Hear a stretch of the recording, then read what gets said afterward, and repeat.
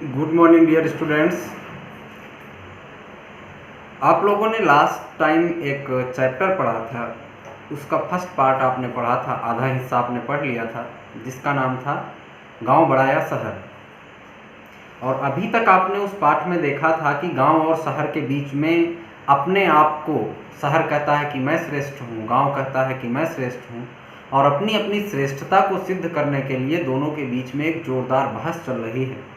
गांव कहता है कि मेरे पास खुली धूप है, लहलहाते खेत हैं, स्वच्छ वायु है, तो वहीं शहर कहता है कि मेरे पास कल कारखाने हैं, बड़ी बड़ी मिलें हैं, और उन मिलों में काम करने के लिए गांव के लोग भागे भागे मेरे पास आते हैं। फिर गांव कहता है कि देखो तुम्हारे पास मिलें हैं, बड़ी मिलें हैं, वहाँ पर काम करने के लिए लोग गाँवों से आते हैं, ये बात सत्य है, लेकिन ये मत भूलो कि उन मिलों के लिए रॉ मटेरियल मीन्स कच्चा माल देने का काम मैं ही करता हूँ। मेरे यहाँ से ही कपड़ों के लिए, मेरे ही यहाँ से दाल मिल के लिए, और मेरे ही यहाँ से शुगर मिल के लिए रॉ मटेरियल जाता है। तो आइए चलते हैं अब आगे। शहर कहता है कि यह तो तुम अपने विषय में वही पुरानी रटी रटाई बातें दोहरा रहे हो। अरे दूध मिलता कहाँ है गांव वालों को? शहर में तो मोल का मिल भी जाएगा, गांव में तो मोल का भी नहीं मिलता। हाँ, कच्चे माल वाली बात मैं मानता हूँ, ऐसा शहर कहता है। तो गांव कहता है भैया अतिरिक्त दूध को शहर भेज दिया जाता है, इसके लिए तो तुम्हें धन्यवाद देना चाहिए। भाई गाँवों में दूध का उत्पादन होता है, और जो गांव के लोगों के यूज से बचा हुआ एक्स्ट्रा दूध होता है उसको शहरों में भेज दिया जाता है। तो गांव कहता है इसके लिए तो तुम्हें हमें थैंक यू बोलना चाहिए कि हम आपको दूध उपलब्ध करा रहे हैं। देखो भाई, अब गाँवों का रूप बदलता जा रहा है। स्वतंत्रता के बाद से गाँवों और शहरों को आपस में जोड़ने हेतु पक्की सड़कों का निर्माण हो रहा है। शिक्षा और स्वास्थ्य रक्षा की सुविधाओं के प्रसार हेतु गांव-गांव में स्कूल या अनौपचारिक शिक्षा केंद्र और थोड़ी थोड़ी दूर पर अस्पताल खोले गए हैं। मतलब क्या है कि गांव में शिक्षा और स्वास्थ्य मतलब एजुकेशन और हेल्थ के बढ़ावा के लिए स्कूल खोले गए हैं, सामुदायिक स्वास्थ्य केंद्र खोले गए हैं। विद्युतीकरण का कार्य भी तेज़ी से चल रहा है, मतलब गांव में लाइट भी पहुंचाई जा रही है। इलेक्ट्रिफिकेशन, विद्युतीकरण मीन्स इलेक्ट्रिफिकेशन, गांव में लाइट पहुंचाई जा रही है। जगह जगह पानी की टंकियां बन रही हैं। खुले में शौच से मुक्ति के लिए शौचालय बनाए जा रहे हैं। शहर कहता है तुमने पशुपालन के लाभों का तो अच्छे गुणगान किया, लेकिन बेचारे पशुओं के लिए क्या कहीं चारागाह बच पाए हैं? चारागाह जहाँ पर पशु सामूहिक रूप से चर सकते हों, जहाँ पर घास खड़ी हो, किसानी ना होती हो, उसे चारागाही भूमि कहा जाता है। लोगों ने पास पड़ोस के जंगलों को काट कर और चारागाहों को जोत कर खेतों में बदल दिया है। ऐसा लगता है कि वन संपदा और पास पड़ोस की हरियाली के लाभों को गांव के लोग भूल गए हैं। गांव कहता है भाई यह बात तो मैंने स्वयं बताई थी कि जनसंख्या बढ़ने से अनेक कठिनाइयाँ पैदा हो गई हैं। परिवारों का आकार बढ़ता गया, लेकिन खेती की भूमि तो सीमित ही है। देखो जनसंख्या बढ़ रही है, लेकिन जो फार्मिंग लैंड है, जहाँ पर एग्रीकल्चर किया जा सकता है, जहाँ पर फार्मिंग की जा सकती है, वो ज़मीन तो लिमिटेड है ना, वो तो बढ़ेगी नहीं। जनसंख्या रोज़ के रोज़ बढ़ रही है, और इसीलिए लोग परिणामों की चिंता किए बिना इसका रिजल्ट क्या होगा ये लोग नहीं सोच रहे हैं। बिना रिजल्ट सोचे हुए अपना पेट पालने के लिए जंगलों की अंधाधुंध कटाई कर रहे हैं, और जो चारागाही भूमि है जो पशुओं के चरने के लिए है उसे भी खेतों में बदल रहे हैं। और इसके दुष्परिणाम तो सामने आएंगे ही, बाद में इसके बैड रिजल्ट्स भी हमारे सामने आएंगे, लेकिन अभी लोगों के समझ में नहीं आ रहा है। शहर कहता है सच्चाई यह है कि हम दोनों को ही जनसंख्या वृद्धि से उत्पन्न अनेक समस्याओं का सामना करना पड़ रहा है। मतलब जनसंख्या बढ़ने से गाँवों में भी समस्या पैदा हो रही है, शहरों में भी समस्या पैदा हो रही है। मेरे ऊपर दोहरी मार पड़ रही है।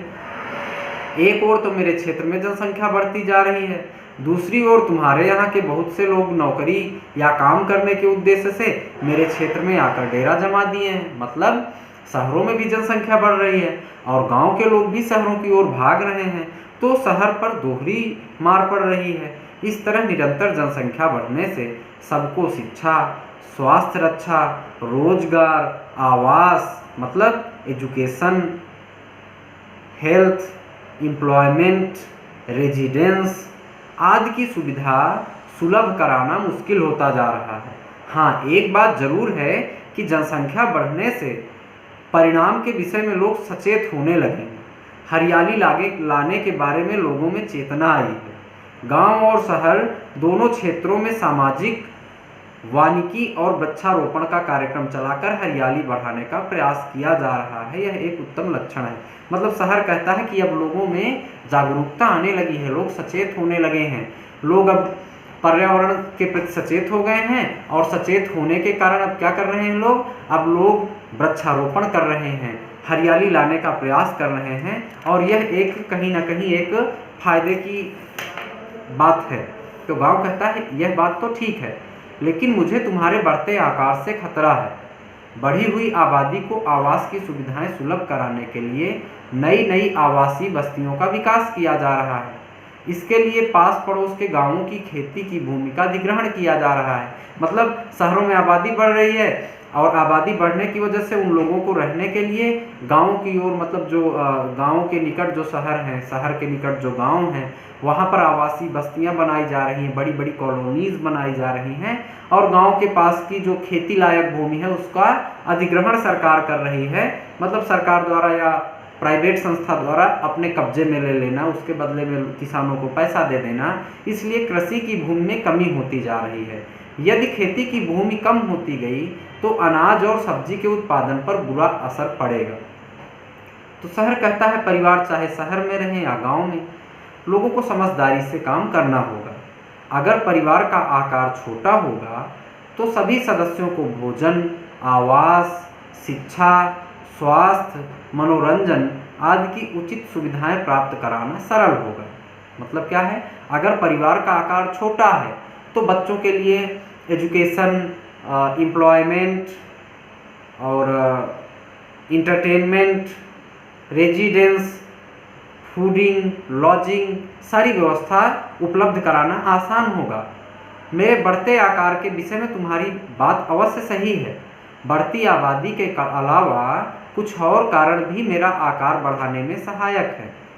कारखानों की स्थापना, नए नए ऑफिस बनना, नए नए मिलें बनना, नए नए स्कूल बनना, नए नए कॉलेज, नए अस्पताल आदि खोलने के लिए भी भूमि की आवश्यकता होती है। परंतु मेरे क्षेत्र में बने सामान का लाभ गांव और शहर दोनों जगहों के लोग उठाते हैं। गांव कहता है कि मेरी जगहों पर बने स्कूल, कॉलेज, हॉस्पिटल, कारखाने, ऑफिसेज, इन सभी का फायदा गाँव में भी होता है और शहरों को भी होता है। तो गाँव कहता है हाँ, यह तो सच है कि लोगों को जीवन की जरूरी वस्तुओं को सुलभ कराने में हम दोनों का योगदान रहता है। मैं अनाज, फल, दूध, घी, लकड़ी आदि देता हूँ, तो तुम हर दिन काम में आने वाली वस्तुओं की उपलब्धता सुनिश्चित करते हो। इसी प्रकार हम दोनों एक दूसरे के सहयोगी हैं, हम एक दूसरे के पूरक हैं, मतलब कॉम्प्लीमेंट्री हैं। हमारे निरंतर विकास से अलग अलग गांवों और शहरों का ही नहीं अपितु संपूर्ण भारत का स्वरूप बदलता जा रहा है। शहर कहता है कुछ भी हो, गांव के लोग अब भी पिछड़े हुए हैं, ना उनके पास विचार हैं और ना ही उन्नति की नई योजनाएं हैं। गांव कहता है अरे भाई, राष्ट्र को एक से बढ़कर एक कवि, लेखक, कलाकार, सामाजिक नेता, देशभक्त, समाज सेवक गांव ने ही दिए हैं। गांव के लोक नर्तक और लोक गायक, लोक नर्तक जो फॉक डांसर होते हैं और फॉक सिंगर होते हैं, भारतीय संस्कृति का ध्वज विदेशों में फहरा रहे हैं और तुम हो कि गांव को पिछड़ा हुआ कहते हो। तुम्हारे ये गगनचुंबी भवन जो आसमान को चूमते हुए बड़े बड़े जो तुमने बिल्डिंग बनाई है, उन्हीं के अनपढ़ हाथों से बनाए गए हैं। खदानों से खनिज संपदा उन्होंने ही निकाली है। मतलब खदानों से मिनरल्स कौन निकालता है? गांव के मजदूर निकालते हैं। तुम्हारे कल कारखाने उन्हीं के बलबूते पर चल रहे हैं। तुम्हारी सड़कों पर बसें भी वही चला रहे हैं। पुलिस और सेना उन्हीं के दम पर देश की आंतरिक और बाह्य सुरक्षा की बागडोर संभाले हुए है। मतलब पुलिस और सेना में अधिकतर व्यक्ति गांव से ही आते हैं। ना भाई ना, इतने कृतज्ञ ना बनो। कृतज्ञ मतलब एहसान को भूल जाने वाला। वैसे दशा गांवों की भी सुधर रही है। इससे हम दोनों के मध्य का अंतर घटता जा रहा है। शहर कहता है सच्चाई तो यह है कि काफ़ी समय पहले मैं भी एक छोटा सा गांव था और धीरे धीरे बढ़ने से आज मेरा यह रूप बन गया है। हम दोनों की उन्नति से ही राष्ट्रीय विकास का मार्ग प्रशस्त होगा। मेरी उन्नति तुम्हारी उन्नति से जुड़ी हुई है। वैसे भी तुम मेरे बड़े भाई हो। शहर का बड़ा भाई कौन है? गांव है, क्योंकि गांव पहले था, शहर बाद में आया। गांव कहता है, ये हुई ना बात भैया, हम दोनों सदा से एक दूसरे के पूरक रहे हैं। मेरी परिश्रमशीलता बनी रहे और तुम्हारी कार्यकुशलता और वैज्ञानिक दृष्टि। तुम भी बने रहो और मैं भी बना रहूं। जियो और जीने दो, यही तो है समाजवाद। सर्वे भवन्तु सुखिनः, सभी सुखी रहें। अच्छा भाई, तो मैं चला खेतों की सैर करने और तुम संभालो अपने कारखानों को। बस एक आखिरी प्रार्थना है कि पश्चिम की चटक मटक की नकल में भटक मत जाना। पश्चिम मतलब वेस्टर्न कल्चर, छोटे छोटे कपड़े पहनना, अंग्रेजी म्यूजिक सुन करके ठुमके लगाना और बूढ़े माँ बाप को वृद्धाश्रम में छोड़ आना, ये सभी क्या है? ये सभी वेस्टर्न कल्चर है। बड़ों की इज्जत ना करना, माँ बाप को सम्मान ना देना, गुरुओं का सम्मान ना करना, ये सब वेस्टर्न कल्चर है। तो गांव कहता है शहर से कि देखो मेरे पास तो ये चीज़ें हैं, मैं इंडियन कल्चर पर भरोसा रखता हूँ, मैं ईस्ट का हूँ और ईस्टर्न कल्चर को ही मानता हूँ। मैं एक भारतीय हूँ, भारतीय सभ्यता और संस्कृति को मानता हूँ। मैं वेस्टर्न कल्चर के छद्म दिखावे में नहीं आ सकता। लेकिन तुम जरा ध्यान रखना, चूंकि तुम शहर में हो, दिखावा बहुत है, शो ऑफ करने की प्रक्रिया आपके यहाँ बहुत अधिक है। तो कहीं ऐसा ना हो जाए कि आप वेस्टर्न कल्चर की चटक मटक की नकल करने में भटक जाओ और प्रकृति की चकाचौंध में मुझे विस्मृत मत करना। मतलब तुम डेवलपमेंट कर रहे हो, अच्छी बात है, लेकिन डेवलपमेंट करते करते मुझे भूल मत जाना। मैं तुम्हारा बड़ा भाई हूँ। याद रखना, भारत की आत्मा गांवों में ही निवास करती है। तो ये आपका रहा पाठ और इससे हमें यही सीख मिलती है कि गांव और शहर दोनों एक दूसरे के पूरक हैं। जब तक गांवों का विकास नहीं होगा तब तक शहरों का विकास नहीं होगा, और जब तक शहरों का विकास नहीं होगा तब तक गांवों का विकास नहीं होगा। दोनों एक दूसरे के कम्प्लीमेंट्री फॉर्म हैं, दोनों का विकास आवश्यक है। इसी के साथ आपका यह पाठ समाप्त होता है। धन्यवाद।